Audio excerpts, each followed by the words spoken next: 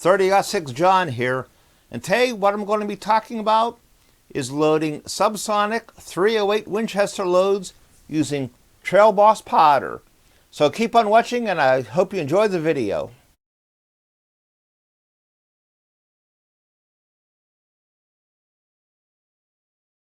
Hodgdon Trail Boss. It's a very bulky and a very light powder. This bottle right here, typically you would have a pound of powder in it, but this bottle only holds 9 ounces of powder. It was developed for cowboy action shooting lead bullets, but it's found a pretty good use for making reduced velocity rifle loads also. You look at the powder, it is sort of unique looking. Let me zoom in here a little bit. This powder looks like little circles with a indent in the middle of it. As I said, it's very bulky but very light, so it gives good case feel. Load data for Trail Boss is available on the Hodgdon website. Go under Resources. Down here they have reference data. Click on that. Scroll up and they have a little section right here called Trail Boss Reduced Loads. Click on that. It comes up with a PDF style document, and in it they tell you how to use Trail Boss, not just for the published load data they have here. They do have a 308 150 grain load, but also how to develop loads for any cartridge. I'm not going to go into detail on it, but I would recommend you find this document and download it. A lot of good information here.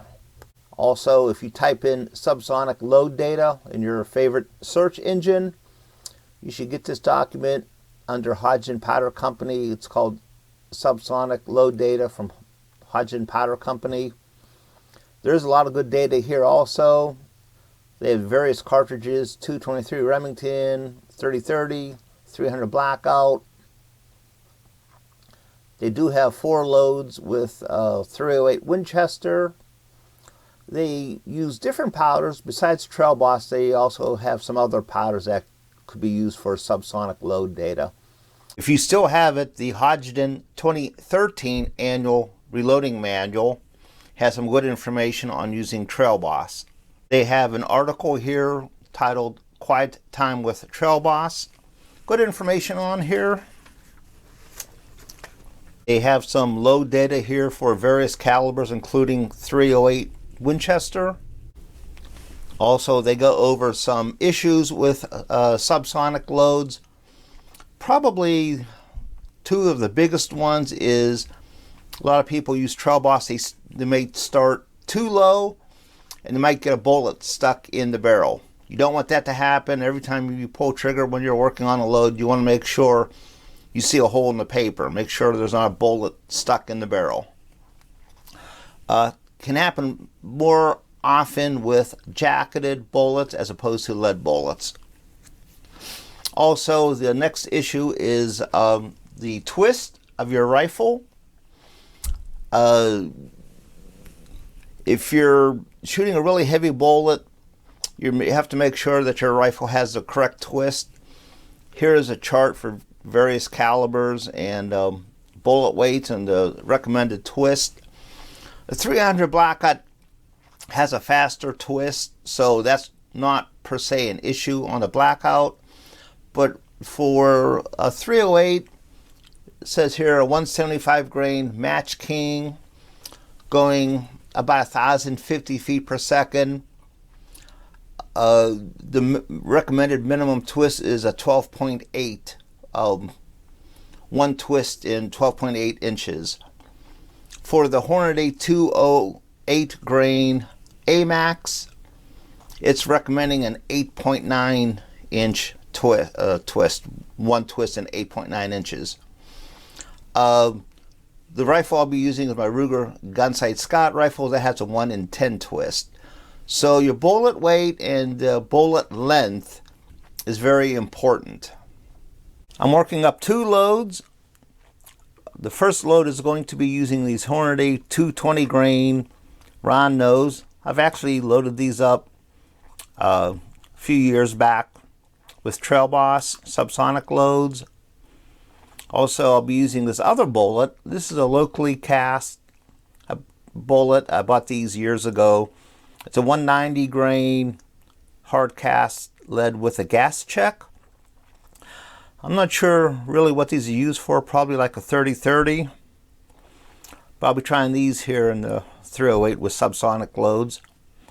For primers, I'm using large rifle Magnum primers, Winchester. It's been really cold here lately, 15 degrees, 20 degrees. So I want to make sure that all of the Trail Boss is ignited. If you live in a milder area, regular primers should be fine. The 190 grain hard cast lead is a lot shorter than the 220 grain round nose, so these should not have any stability problems. These might. Here's a loaded 220 grain. I seated these right to the cannular. That gives it an overall length of 2.80 inches. For these hard cast lead with a gas check, I seated them to the cannular. There was nothing special in reloading these, as just reload them like any standard centerfire bottleneck cartridge. Seating the hard cast lead with gas check wasn't an issue. The gas check prevented any of the neck shaving the lead off. Here's my target from the range. Shot at 25 yards, Ruger Scott 308 Winchester, 16-inch barrel, 1 in 10 twist. Temperature 15 degrees.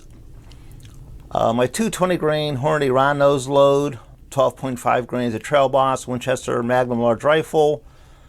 Cartridge overall length of 2.80 inches. I used Winchester used brass. I've used this brass, fired it 3 or 4 times.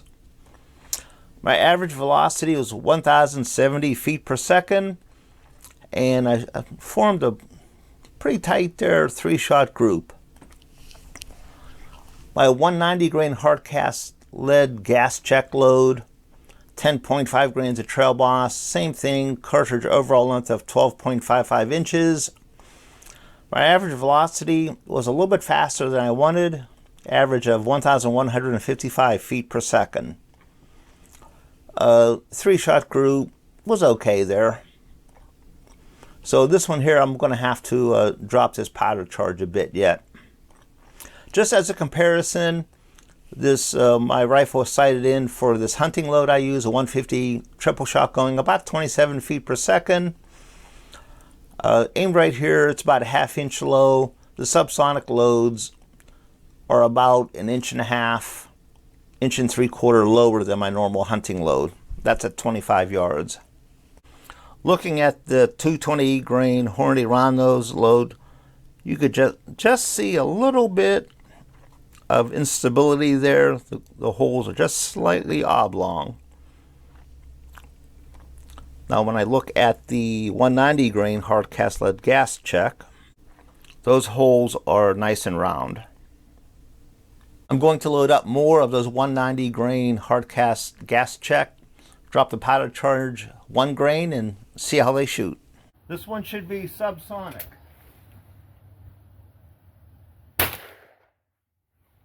.1103.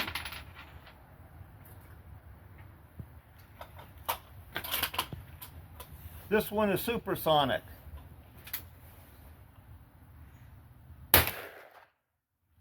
.1177. This target, same thing, same rifle, temperature still cold, 15 degrees. I dropped the powder charge 1 grain to 9.5 grains of Trail Boss. Made in a very tight group there. This was at 25 yards, 1 ragged hole. But velocity is still a little bit too high, 1,110 feet per second.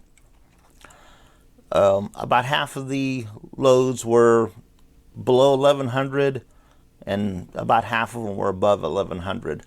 The goal, of course, is to keep it below 1100, usually around 1050. So if I want to get this below 1100, I'd probably have to drop a half grain yet, maybe 3/4 grain. There's other powders that one could use to make subsonic loads for the 308, but Trail Boss works pretty good. That's all that I have, everyone, for today. Everyone stay safe and have a nice day. Thanks for watching.